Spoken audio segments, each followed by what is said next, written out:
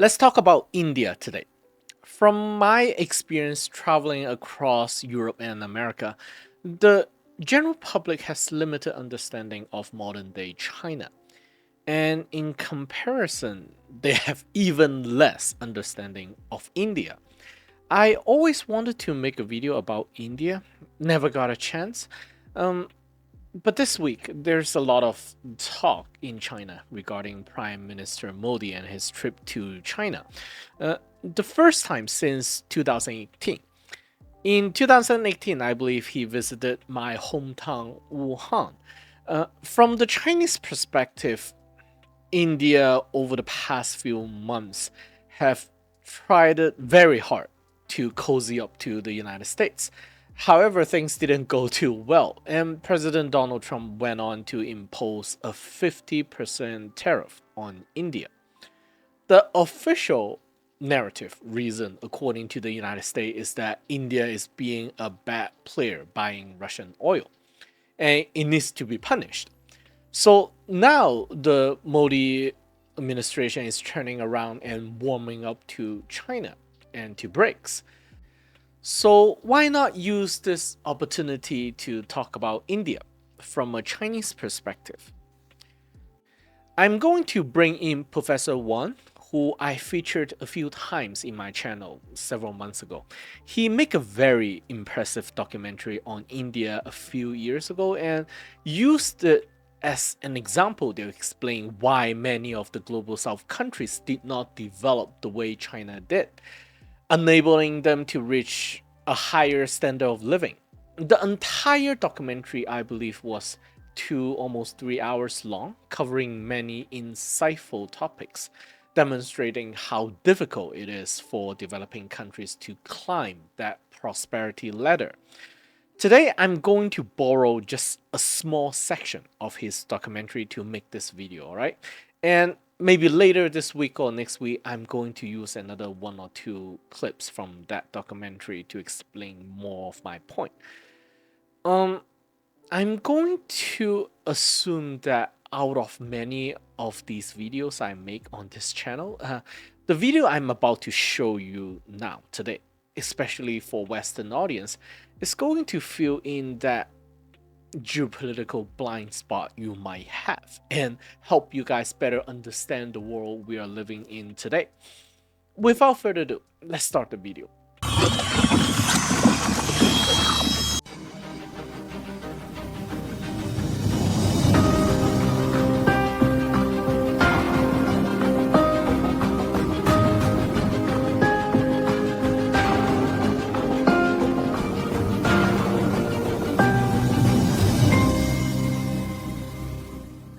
Greetings to all, I am Wen Tiejun. We shall proceed from the previous lecture concerning India's significant role in historical context. We are all aware of the Opium War that occurred in China in the year 1840. The Opium War was essentially due to China's prolonged trade surplus, which could only be balanced with silver. At that period, the West was in a notably underdeveloped condition and was unable to manufacture any goods, resulting in a persistent trade deficit. The intermediaries in this commerce were the Arabs. Arab merchants were exceptionally astute in their business dealings, so their pricing strategies were such that Europe could only become increasingly impoverished. Furthermore, the trade imbalance with China could only be offset with the currency that China required, which was silver. Since the Song dynasty, China gradually began to use silver as the main currency. However, China is not a silver-producing country, therefore, when Europeans had no choice but to use silver to cover their trade deficit, it led to a constant outbreak of what could be called silver wars, a state of conflict. The defeated countries had to pay indemnities in silver. There's no other way, so they had to go to the Americas. Everyone knows the Americas have the most silver production, the continent, especially South America. So Europeans crossed the ocean to the Americas to engage in colonial expansion, and then they occupied the resources of the local people, which is an objective evolutionary process. When we observe this, China transformed into a nation utilizing silver as its currency as a result of a prolonged trade surplus, and this occurred in the year 1840. Before the imperialist invasion, China held about 60% of the world's silver reserves. China possessed a significant portion, accounting for nearly 70% of the global trade volume. This substantial trade volume was generated by the Chinese. Naturally, it wasn't solely China. It also encompassed regions like the Korean Peninsula, Japan, and various other Southeast Asian nations.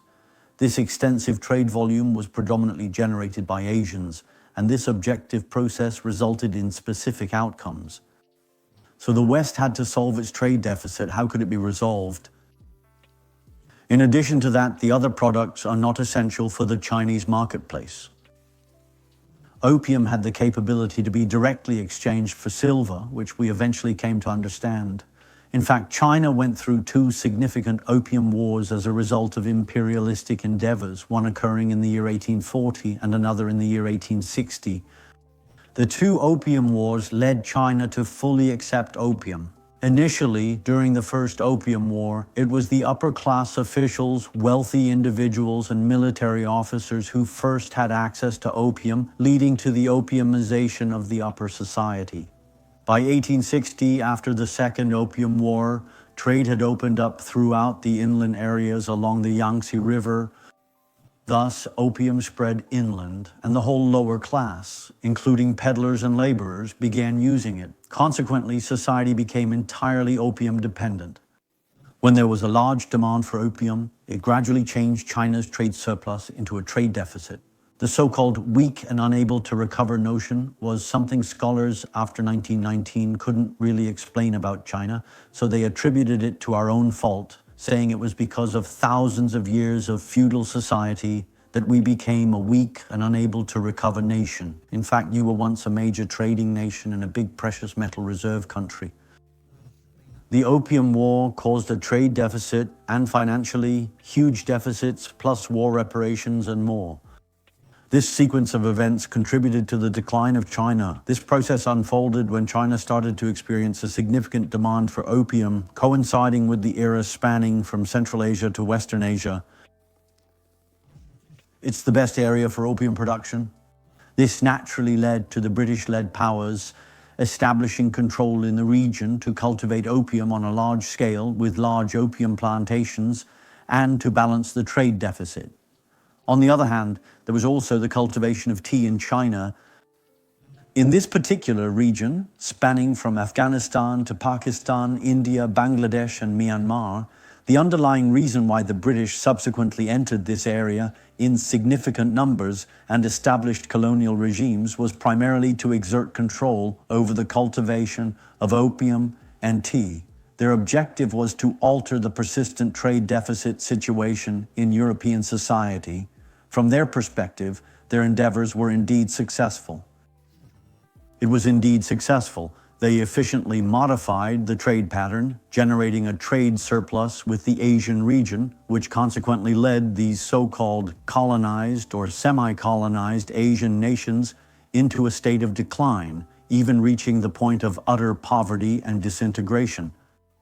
This entire process enabled the British to gain control over the ports situated along the Indian Ocean and the regions in India where opium was cultivated.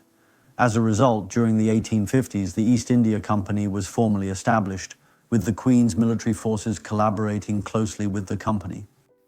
This is actually typical state capitalism, not a free market economy, nor is it because China was asked to implement free trade and refused, leading to these wars and so on. These are all ideologies imposed by the West that have become part of our textbooks, misleading our people. These statements suggest that the genuine process which resulted in India's colonization possesses a certain historical correlation with the Opium Wars in China. Consequently, when we examine it from this perspective, we comprehend that when India was unified, the entire Western portrayal of India was that its past history was an utter chaos. India is a country without history, filled with a caste system where people are not treated as humans, and the lower caste can be disposed of at will, etc. There were many Westerners who, after arriving in India, described its traditional society in such terms.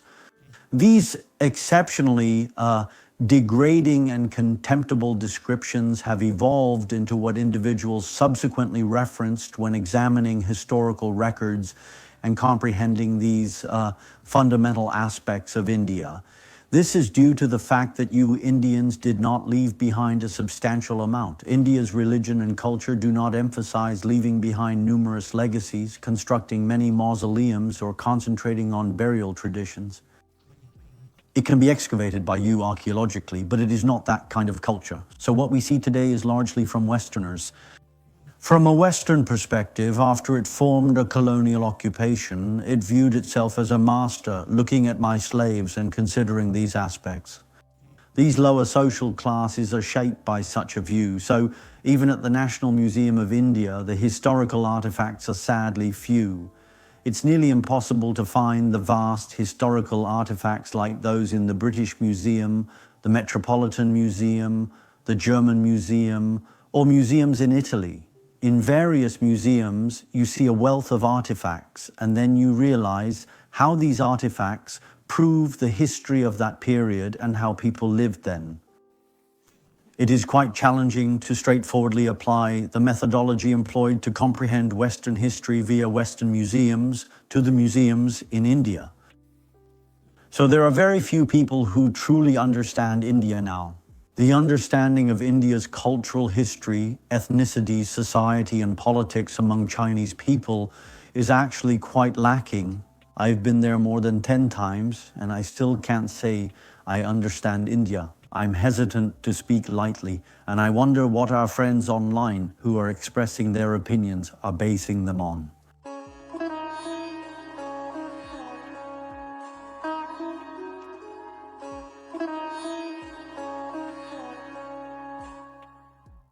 If we gain a clear understanding of this segment of history, we will come to realize that the British governance in India was primarily due to their desire to engage in trade and export opium to China. Consequently, they established some foundational infrastructure in Indian port cities and major urban areas, such as constructing railways, ports, roads, and so forth, which were elements that India in the past did not possess. In a divided society, there was minimal need for those activities. People just lived locally, so there was no need to do these basic constructions. However, the British, in order to complete the transformation of the European trade structure and create a European trade surplus, have been doing so since the Middle Ages. For over 1,000 years, its darkness cannot be simply described with just the word darkness. What's really important is the unreasonable trade structure and the trade deficit that led to its poverty and weakness. But it finally changed. And what was the cost of that? It was essentially the colonization of India, the several opium wars in China, and the eventual partitioning of China by imperialist powers. Therefore, when we look at India's later development, it can be said that it was shaped by its early colonization into a nation. Consequently, its previously highly fragmented society with small groups speaking thousands of languages did not form a cohesive structure. The internal materials for the construction of a political state, for example, of course, it has always been a colonial rule, and then accepted this kind of Western, especially the British so-called aristocratic political culture. When it gained independence in 1947, it wasn't through a revolution involving armed struggle that completely destroyed the old colonial powers, nor was there any change to the economic structure left by the colonizers. It was still controlled by a small elite.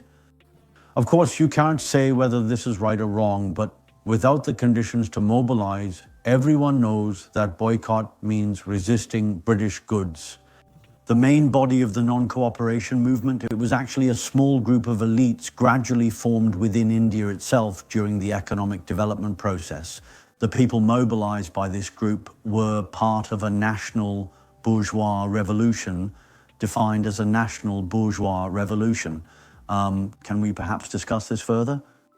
In summary, the intricate process of transforming a political state into an independently sovereign nation is not precisely what we might envision as possessing a specific set of elements that ultimately culminate in the comprehensive construction of a nation's political framework. While this movement process encompasses numerous commendable and inspiring events which we can delve into in greater detail when the opportunity arises, In general, it did not culminate in the establishment of an independent economic sovereignty or political sovereignty. The colonial political legacy continues to play a substantial role. We will conclude this section here for the time being. Concerning India, subsequent to its establishment in the year 1947, its journey and progression within the international community, as well as its status within the global community, we possess various distinct sections we can explore further. Thanks all. Great video, isn't it? Two main points in this video, right? First, Professor Wang revealed how part of the global colonial system work all the way back since the age of exploration, or according to him, even earlier. There were great demand for Chinese products in European market, but Europeans don't have much that the Chinese want. So Europeans have to pay with hard currency to the Chinese, gold and silver, running a long-term, century-long basically trade deficit. Later on, Europeans took gold and silver from the New World, and much of those precious metal ended up in China. And when silver ran dry in the West, opium was used as a substitute. And when the Chinese government refused the deal, it triggered the Opium War. Today, we are more or less back to that same position. Unfortunately, China runs a huge trade surplus against the West, and instead of gold and silver, now it is Western currency like the US dollar and euro. However, this time things are a bit different. For the first time since human globalization led by the West, Western powers no longer hold a military supremacy over the global South. Well, at least not the entire global South, I would say. So at the beginning, it was gold and silver, then it was opium. Today, it is utilizing financial capital outflow to balance that trade deficit. But China already built up the resistance and technique to counter that. So Western powers, mainly the United States, are kind of running out of options at the moment. Tariff, I guess, is the strategy now, but it is one of the lesser favorable options. Western power can no longer use military force to kind of force those terms onto China. So with no other option, the United States, the leading power of the West, has to cannibalize its allies instead. And as you can see from Professor Wang's video, both India and China were a victim to this colonial history. We are going to talk about the land system in India. It is important for everyone to understand that within the civil law system, the land system serves as the most fundamental and essential system. However, in the maritime legal framework, the marketplace is considered the most foundational system. Now let's examine India. It is a nation that inherited the so-called maritime legal framework left by British colonizers. And what about its land system? It's because it's a subcontinent during the colonial period. It intervened in the Western colonial framework, yet it did not fundamentally address or resolve the underlying issues during the process of constructing India's national system. We are all aware that when Mahatma Gandhi commenced the non-cooperation movement with the aim of establishing an independent and sovereign nation of India, he once made an attempt to persuade the rural elite landlords or the upper-class individuals who followed him in the movement to voluntarily relinquish their land, as he realized that the fundamental cause of widespread poverty among the farmers was their lack of land ownership. Despite his elevated political prestige and being referred to by the people of India as the father of the nation and Mahatma, his political stance on land issues was not effectively implemented. Only a very few landlords, aristocrats, and plantation owners relinquished a small portion of barren land. The majority did not implement any modifications to the land. Naturally, after India established its independent national sovereignty, it also undertook several initiatives aimed at land reform. However, like most developing countries attempting to implement peaceful land reforms often do not succeed, the situation is the same. No matter how land reform is proposed in India, it is very difficult to make real adjustments, so we all know. India continues to face significant challenges domestically. Intense confrontational conflicts since the 1960s. There were the so-called Darjeeling peasant uprising and the Naxalbari peasant uprising. Later on, especially in mountainous areas where cultivated land resources are relatively scarce, the proportion of landless farmers is quite high. In traditional societies, there was an insufficient system and what is known as the Bagua-Shingon, or semi-serf systems, among other structures. Consequently, India's so-called social caste system has resulted in exceedingly severe oppression of the farmers at the lowest societal level. Therefore, there has consistently been armed resistance from Indian farmers spanning from the 1960s to the present day, particularly in the rural areas of India, especially in the northern and the eastern mountainous regions. This creates what is referred to as a T-shaped line, which is situated to the south of the Himalayan mountain range. Moving downward, the demarcation line at the boundary between India and Bangladesh has created a T-shaped region where numerous tribes reside, resulting in the establishment of a guerrilla movement. This guerrilla movement continues to be a major point of contention between India and China even to this day. It is due to the fact that these guerrilla movement parties explicitly identify themselves as Maoist. In India, there are approximately 20 distinct Maoist radical armed struggle organizations. Certainly, they are all unlawful organizations, yet they have initiated numerous distinct guerrilla warfare campaigns in over 30 states. They've built a notably large armed force. And indeed, they have successfully implemented Chairman Mao's historical strategies on guerrilla warfare from earlier times. I once communicated with a local non-governmental organization in India, inquiring if they could escort me to observe these guerrilla movement regions so that I could engage with the leaders of these peasant uprisings.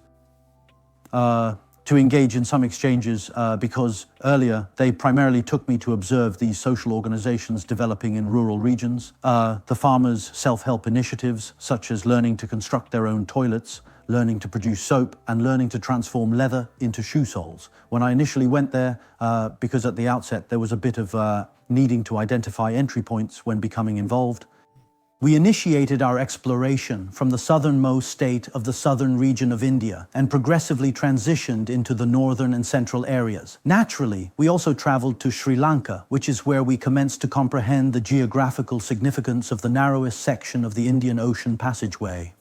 The comprehension of India is an instinctive awareness of its significant geopolitical strategic position. As we continue to delve deeper into comprehending India's internal dimensions, we uncover that this nation, the influence of the land tenure system issue renders it impossible for him to evade this fundamental contradiction. It's because the farmers are landless, compounded by the so-called social stratification, which impacts the farmers. The direct and substantial pressure leads to these farmers' revolutions occurring in significant numbers, almost without necessitating any mobilization, regardless of the ideology. If there is revolutionary mobilization, then of course it will be even easier to occur. This is because I study rural areas in China. Also, some social organizations in developing countries consider me a representative of the interests of Chinese farmers. Certain domestic instances have also indicated that I appear to exhibit a preference for farmers, and so forth. Consequently, they requested that I engage more frequently with individuals in those guerrilla regions. There is a specific occasion where I once journeyed to a rural village. When I was actively engaged in a conversation with the farmers, the individuals surrounding me during that particular discussion possessed a distinctly unique aura. It is not the typical aura of farmers who are mobilized by social organizations, but rather an exceptionally strong sensation, particularly those within his tribal society, similar to chieftains or elders. Their facial features possess a sculpted, steel-like appearance with an inherent strength. The resoluteness would vividly appear on his face, and only after interacting with them did he realize that the tribal society and the guerrilla movement were actually aligned. Your formal system can't really manage such places. So, is that what you refer to as the land revolution? It is not quite like what we typically envision. Therefore, the communist revolution, or the textbook-style revolution that we often imagine, is actually quite Indian in its nature. That type of revolution. My artificial intelligence's widespread epidemic is akin to a powerful tempest. Let's eradicate poverty from the impoverished individuals. Give me water. I'll manage. When we engage in discussions about issues related to land, it signifies an institutional challenge that is nearly impossible to resolve within the context of India.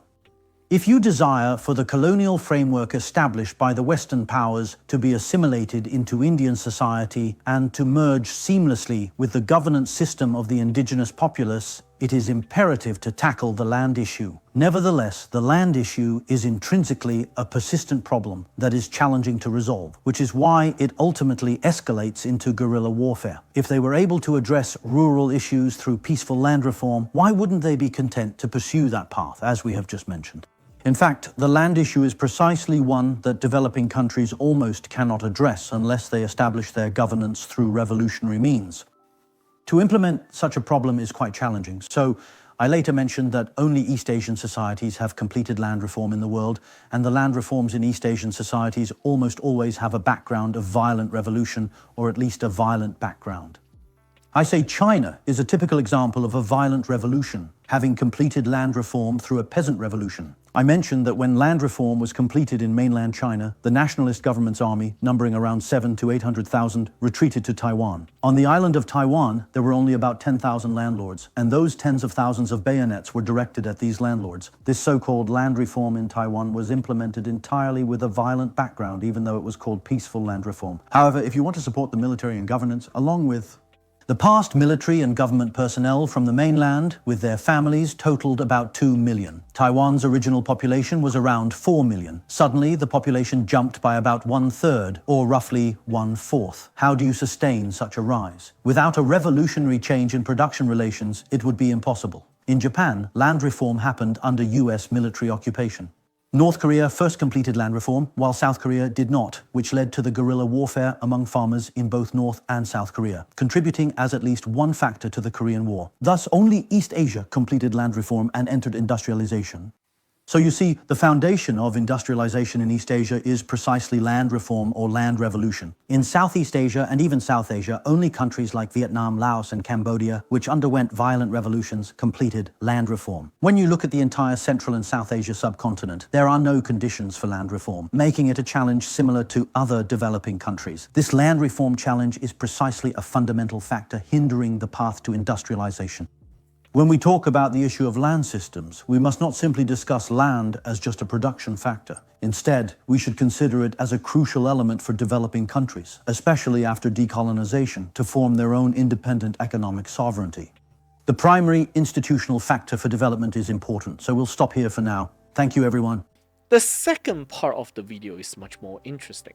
It described India and many of the global south countries inherited a colonial governing political system that on the surface promote fairness and all kinds of good sounding ideology, but deep down at its core it is to preserve this kind of Western dominance over those countries. So these countries, from the Chinese point of view, accepted a system that's kind of rigged. So the political system, the economic system that India is currently pursuing, the fancy slogans of democracy it glorified, doesn't work unless the entire country has progressed and advanced to a certain point. What Professor Wong said here is that during the colonial era, the elites of these colonies, not just India, but also in Africa and in South America, for example, their political elites are installed by the Western colonial power to serve the interests of those colonial powers. And when these colonies declare so-called independence, their elites often also has control over the military, still has a strong economic interest with the West.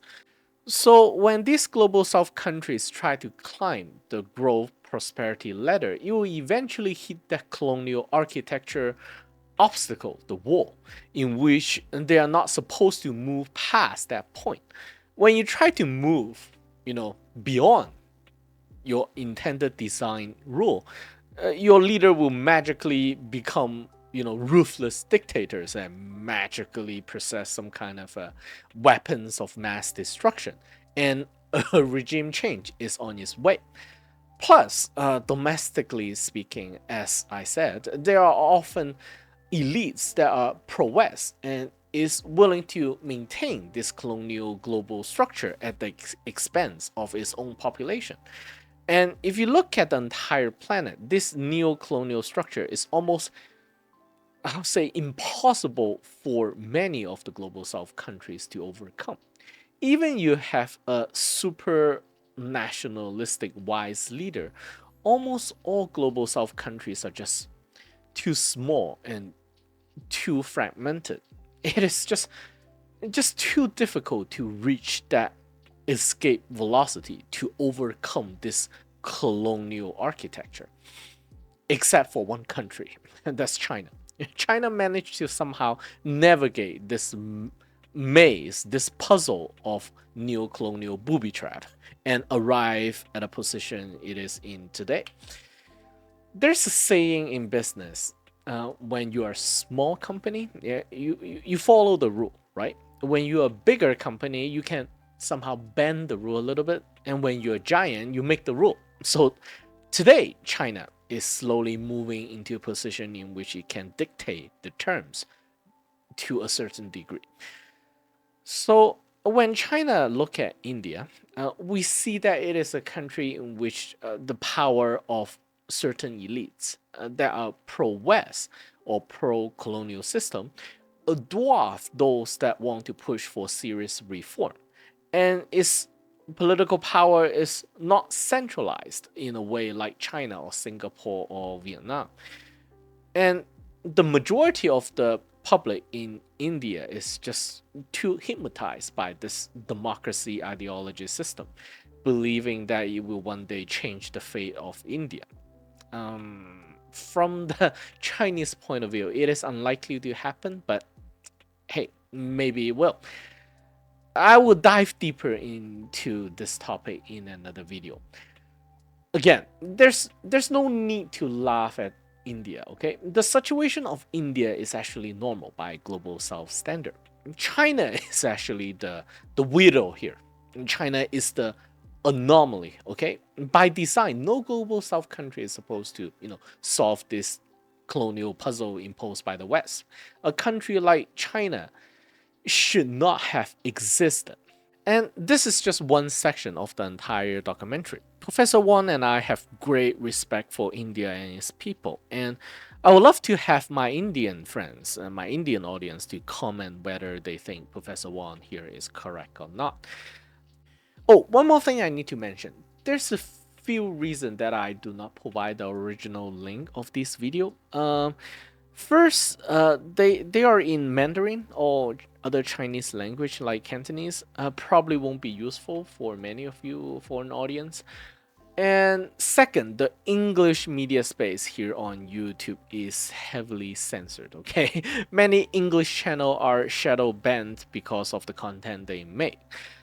However, the Chinese channel here on YouTube is relatively speaking outside of that censorship radar. I know a lot of the content creators around the world, and I have Chinese social media companies who post both in English and Chinese language. Their management and tech team has confirmed with me on this observation, okay, in which Chinese channels are actually lesser censored than the English one. So if I post something and my channel get shadow banned, that's okay. I don't want to connect my content directly to another YouTube channel, which might cause them trouble as well. I don't want that to happen. So if you really want to know the original Chinese source, you have to send me an email and ask me directly, okay? Again, thank you guys for watching this video. I hope it helps. See you guys in the next video.